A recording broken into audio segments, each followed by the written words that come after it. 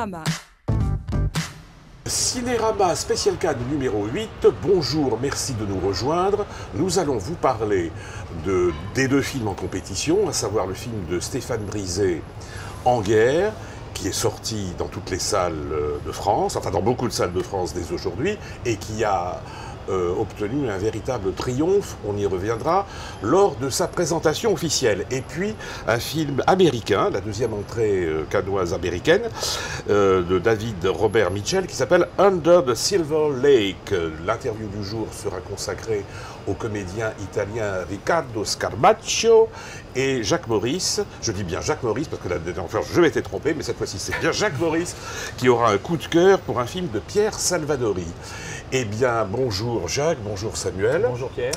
Eh bien, donc nous allons commencer, bille en tête, à parler du film de Stéphane Brisé, avec Vincent Lindon et des acteurs amateurs autour de Vincent Lindon, un peu comme dans La Loi du marché, on va y revenir. Et d'abord, on regarde un extrait du film pour bien nous situer l'ambiance contestataire du film. La déclaration du président de la République n'a servi à rien. Non mais Ça devait avoir du poids, ça n'a pas de poids. Ça devait inverser le rapport de force, ça n'a pas inversé le rapport de force. c'est comme si je disais moi, votre mouvement ne sert à rien et l'arrêt du travail et le blocage des stocks ne sert à rien. Ça sert pas à rien, ça sert à faire pression. Vous voyez, Ça sert pas à rien. Monsieur, ça sert pas à rien. Vous voyez bien qu'on peut avoir une démarche commune. Vous avez engagé un conflit du travail et nous engageons des démarches pour faire en sorte que vous soyez reçus. Vous avez quand même des gens qui continuent à dire, le président de la République, Mais vous que n'arrêtez pas de dire l'entreprise est viable. vous n'arrêtez pas de dire le président de la République ceci, le président de la République cela. Je suis désolé. Moi tout ce que je vois, c'est que ça fait un mois qu'on a arrêté le boulot. Là, et on s'est fait mettre par tout le monde. Non mais attendez, Par tout le monde. Non, là, Monsieur Amédéo, là, excusez-moi, là on pourrait très bien considérer que l'affaire est perdue. C'est pas ce qu'on fait. Parce qu'en se mouillant et en prenant les responsabilités qu'on prend, on s'expose. On s'expose vis-à-vis de tout le monde, y compris vis-à-vis de vous. Alors, monsieur Amédéo, je vous permets pas de dire ça. Moi je me permets parce que je crois que vous vous rendez pas compte de l'état dans lequel... Monsieur Amédéo, je me rends parfaitement compte, c'est la raison pour laquelle je suis ici. D'abord, ne vous trompez pas d'adversaire. Je me trompe pas d'adversaire. Nous sommes avec vous. Alors, ce film, 3 ans après la loi du marché, qui avait valu à Vincent Lindon un prix d'interprétation masculine. Vous pensez qu'il en aura un deuxième? C'est son rêve, probablement, oui, non? Écoute, il est comme la loi du marché, quand même assez impressionnant. Donc, pourquoi pas? Ça serait une première. Presque tout est fait pour qu'il y en ait un deuxième. Alors après, on peut presque reprocher ça un peu à Brisé de refaire un peu le même système, etc. Oui, voilà, mais là, je trouve que ça se justifie tout autant, si ce n'est plus. Alors, donc, on a compris avec l'extrait qu'on vient de voir que c'est un militant syndical qui prend la tête de la révolte contre une grève. Oui, de la grève et puis de la révolte, puisqu'il y a une usine qui va être délocalisée et 1100 ouvriers renvoyés au chômage. Donc c'est un film très généreux. Et tu avais moins aimé, Jacques, Si, j'avais bien aimé. Après, La Loi du marché. Oui, c'est-à-dire qu'en fait, c'est marrant parce que j'allais dire, je l'aime pour des raisons qui sont presque plus politiques que cinématographiques. Je trouve que c'est quand même d'une efficacité qui est incroyable. Donc, si c'est vraiment efficace et que c'est pas si gênant que ça, c'est qu'il doit y avoir quand même du cinéma, si j'ose dire. Et je trouve que ce qui est intéressant là, c'est qu'on voit toutes les coulisses qu'on ne voit jamais de tout ce qui se passe dans les négociations, les tractations entre les patrons et les ouvriers. À chaque fois que ces choses-là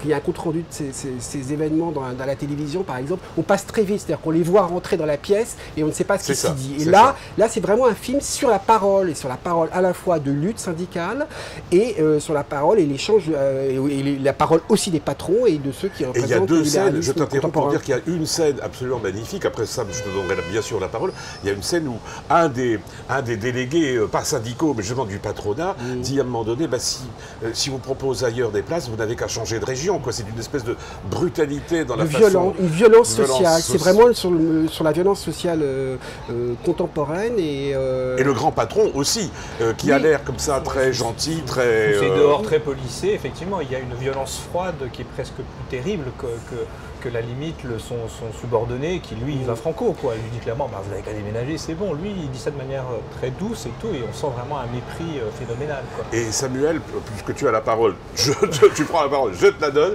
Qu'est-ce que tu en penses alors? Le film, dans ce qu'il raconte et dans sa démarche pour le raconter, dans ce qu'il veut faire, il est irréprochable, il est parfait. C'est-à-dire que c'est un très très beau boulot de mise en scène. En fait, c'est comme du reportage sur le vif, c'est-à-dire vraiment, il y a pratiquement aucune scène où Lindon est tout seul, ce sont que des scènes collectives, des scènes de groupe avec beaucoup de monde, où ça parle beaucoup, ça s'engueule beaucoup, donc il y a une espèce de violence, de tension permanente dans le film. Et c'est reconstitué, bien sûr. Et en même temps, c'est très écrit, c'est ça qui est très fort dans le film, puisque le scénario est très très écrit, et on sent malgré tout qu'il y a, voilà, comme s'il y avait des vraies hésitations et tout, donc ça, c'est très très bien fait. Après, moi je dis, à quoi bon faire ça comme ça, c'est-à-dire justement faire à ce point-là, faire comme si c'était du documentaire alors que ça n'en est pas, et surtout de ne pas mettre de romanesque par là-dessus. C'est-à-dire que moi, c'est ce que quand Ken Loach fait ce genre de film, on voit plus les personnages, ils existent plus de manière fictionnelle. Bien sûr. Il y a plus d'imaginaire chez Ken Loach. Voilà, là on est vraiment dans le réel brut. Alors, et moi je suis un peu sur ma fin. Alors moi en même temps je trouve que ce qui est quand même incroyable, c'est vraiment quand même malgré tout une efficacité qui est assez folle sur la rage, quoi. Sur vraiment la rage du désespoir, sur le combat désespéré, parce que finalement le film est quand même très désespéré sur la lutte aujourd'hui, sans rien dire de la fin. C'est aussi deux mondes qui n'arrivent plus à parler en fait. Et même les patrons eux-mêmes ne sont que des rouages d'un système où finalement l'ennemi devient invisible. Et c'est ça qui est assez désespérant. Alors moi, il y a un tout petit truc qui me dérange, c'est que tu as raison, on voit toujours Lindon dans le groupe, etc. Mais ce qui me dérange un tout petit peu, c'est l'individualisation d'une lutte collective. Parce que finalement, on a l'impression que c'est Lindon qui prend un peu les décisions tout seul. Alors même s'il a toujours besoin d'un leader et d'un... ça arrive, il y a toujours un leader. Il y a toujours un leader. Tout ce qui se passe, parce qu'il y a quand même des scissions, des divisions. Non, mais par exemple, il y a une femme, par exemple, qui est très forte et qui aussi prend, sinon la parole, mais enfin la décision. Mais aussi, en même temps, c'est un mal presque nécessaire. Mais il faut que ça s'incarne par quelqu'un, parce qu'il mise beaucoup, je pense, sur l'identification quand même du spectateur. Et bah voilà, celui auquel on s'identifie là, c'est Lindon. Et très rapidement, est-ce que le reproche que faisait Samuel, c'est-à-dire une esthétique réaliste comme ça, qui est presque ce que l'on voit sur certaines chaînes actuellement, est-ce que ça gêne ou ça gêne pas? Non, parce que c'est quand même là, c'est indubitable, c'est une vraie force chez Brisé, qu'il y avait aussi dans la loi du marché, c'est qu'il y a la greffe prend vraiment entre l'acteur professionnel et on sait à quel point Vincent Lindon est un grand acteur professionnel, et puis ceux qui ne le sont pas du tout. Il y a quasiment pas d'acteurs professionnels. Oui, c'est ça. Et en fait, ça marche très très bien. Donc on y croit. Il y a une question quand même de vraisemblance qui est poussée à un point. Le souci étant quand même là-dessus, c'est que un dernier mot. parce que Vincent Lindon effectivement est le seul acteur professionnel au milieu d'acteurs non professionnels. C'était le cas dans la loi du marché. Ça me dérangeait moins dans la loi du marché parce qu'il était ce personnage était assez passif, était très en retrait. Là, il est quand même mis en avant. C'est lui qui prend le dessus. Il y a une espèce malgré tout de cannibalisation du film par son acteur principal, qui va un petit peu à l'encontre. Mais en même temps, alors pour le défendre, oui, mais pour le défendre, il ne joue pas la star. Ah non, mais il est très bien. Hein. Il est très bien. C'est juste que la démarche que fait Brisé, à mon avis, se retourne un petit peu contre le film, à mon sens. Alors, donc vous avez compris qu'on aime plutôt le film de Stéphane Brisé. Alors je vous propose l'interview du jour. C'est un acteur italien qui a fait une petite carrière en France aussi, qu'on connaît bien, qu'on aime beaucoup, qui s'appelle Riccardo Scarmaccio. Et là, il est à Un certain regard pour le film de Valeria Golino qui s'appelle Euphoria. Et vous allez voir qu'il va nous parler en toute simplicité de la vie et de la mort. La mort, quand elle arrive, paradoxalement, ça mène de la vie. È così. Scorpione, gli astri vi sorridono. Buono, c'ho 5 stelle in tutto. Salute, lavoro, amore. Strano, no? C'est un film qui raconte l'histoire à la base de deux frères. Mon personnage s'appelle Matteo, il est un entrepreneur très bon, il fait beaucoup d'argent avec ce métier et on le voit, on comprend lui, on voit qu'il vit dans un appartement magnifique dans le centre de Rome. Donc il est heureux, il n'est pas heureux en fait. Mais je veux dire, il a du succès dans son boulot. Et à un bon moment dans le film, il comprend que en fait, son frère plus grand, il a un cancer. Il réagit d'une façon comme s'il doit gagner un business. Seulement qu'il y a un petit détail, la maladie c'est quelque chose qui a à voir avec le destin et qu'on ne peut pas gérer. Lungo transito di Venere che si interseca con Giove. Dice il mio? Amore, Ariete.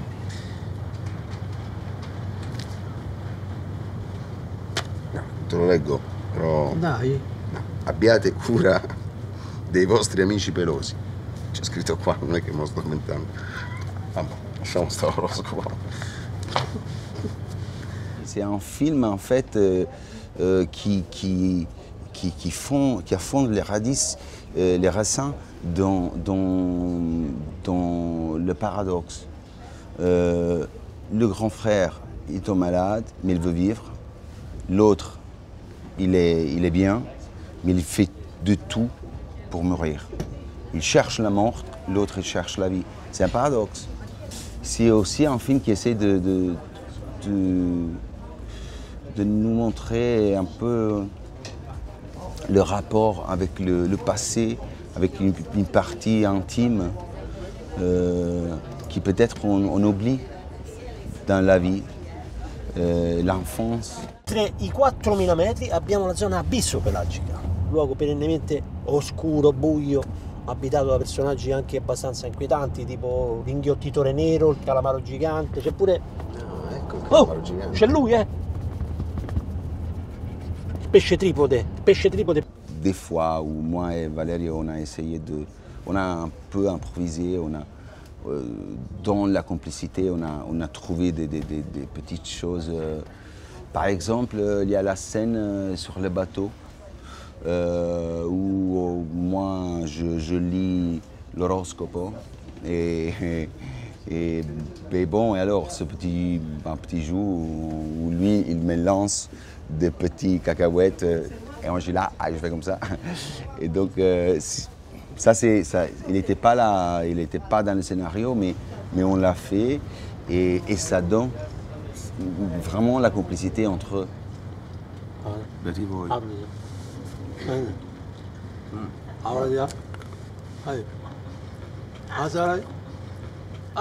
C'est un film très lièvre.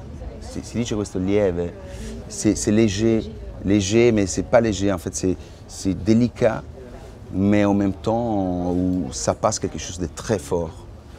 Et je pense que la mise en scène de Valéria est vraiment réussie à nous parler d'un moment si tragique, mais d'une façon très délicate.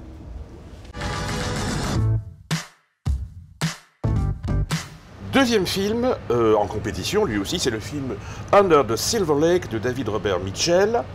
Et ben, je vous propose avant toute chose de voir un extrait qui va vous éclairer un peu sur le propos du réalisateur.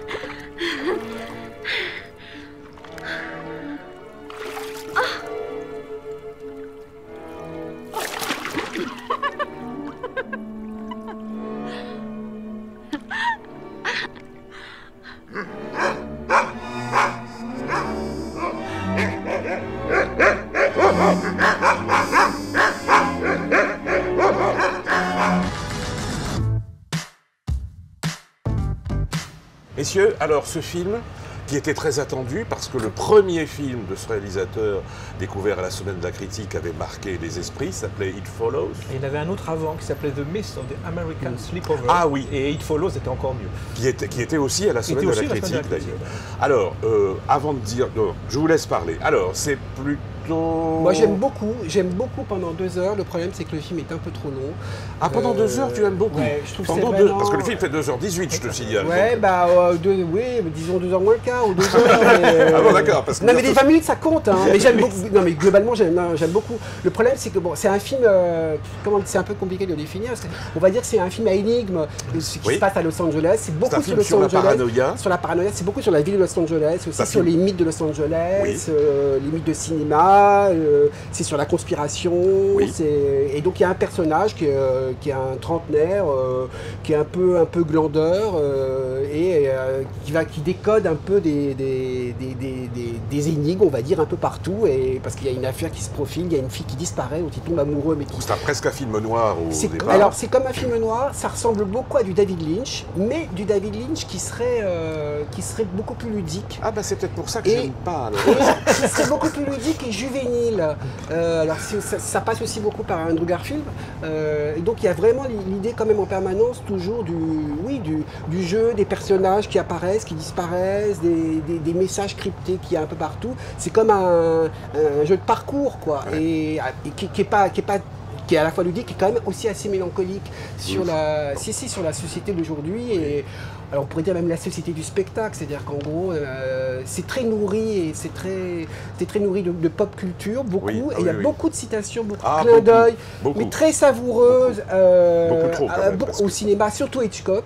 Il y a beaucoup de choses qui sont... on voit à un moment donné une référence toute. Au cas où on n'aurait pas compris, hop, elles sont là. Hitchcock, Marilyn Monroe, on n'aurait pas compris aussi, bien sûr.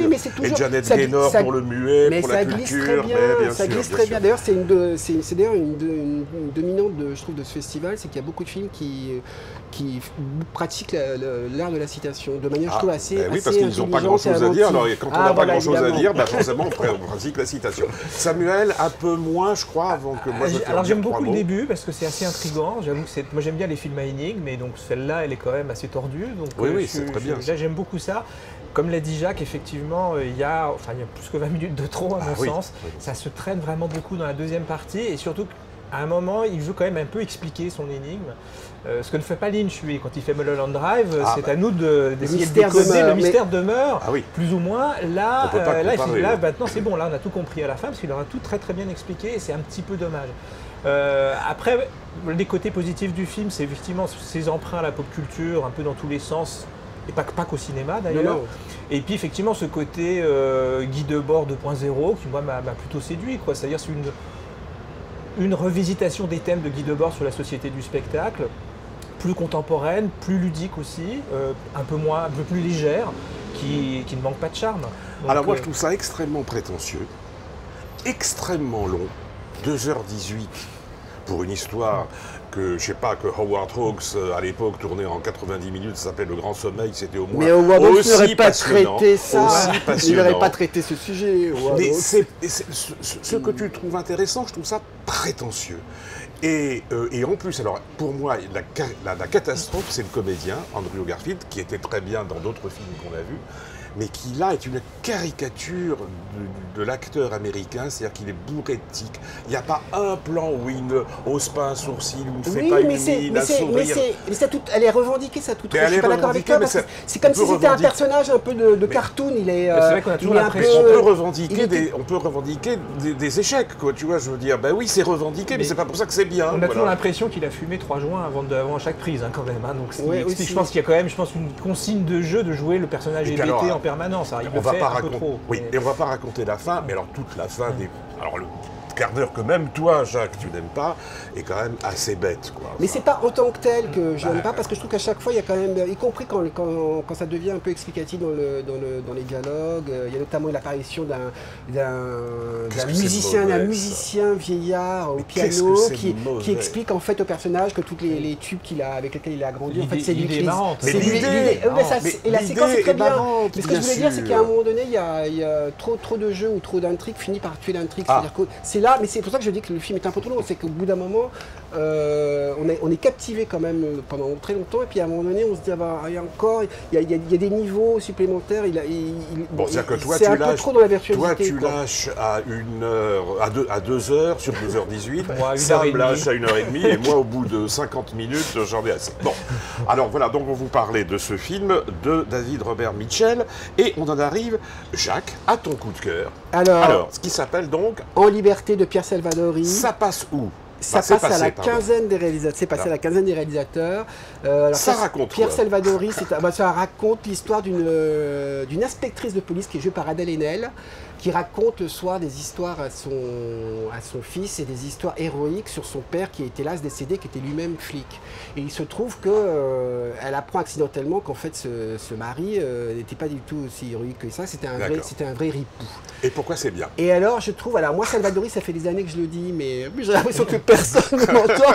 C'est le grand auteur de comédie en France. Alors quand je dis comédie, c'est vraiment comédie très haut de gamme, c'est-à-dire c'est très sophistiqué, il y a des dialogues très brillants, c'est très poétique. C'est quelquefois grave d'ailleurs aussi. Ça peut être très grave aussi. Oui. Et là, c'est mené tambour battant, c'est vraiment, ça va à 400 à l'heure. Il y a 4 personnages qui sont joués par Adèle Haenel, Pio Marmaille, Audrey Tautou et Damien Bonnard. Les 4 sont absolument géniaux. Et les grands éclats de rire que j'ai entendus dans la salle, parce que les gens étaient vraiment morts de rire du début à la fin. Il y a eu une salle d'applaudissements. Je pense que c'est j'espère que quand le film sortira, ça sera le carton qu'il a déjà eu les francs succès. Mais voilà, je trouve le film vraiment tu l'as très bien défendu. Merci Jacques, merci Samuel. Merci de nous avoir regardés. Demain, je vous propose de nous retrouver pour 2 films en compétition. Burning, le film de Lee Chang-dong que tout le monde attend avec grande impatience. Et puis un autre film qu'on attend aussi, pourquoi pas, c'est Matteo Garrone avec Dogman. Merci, à demain. Cinérama.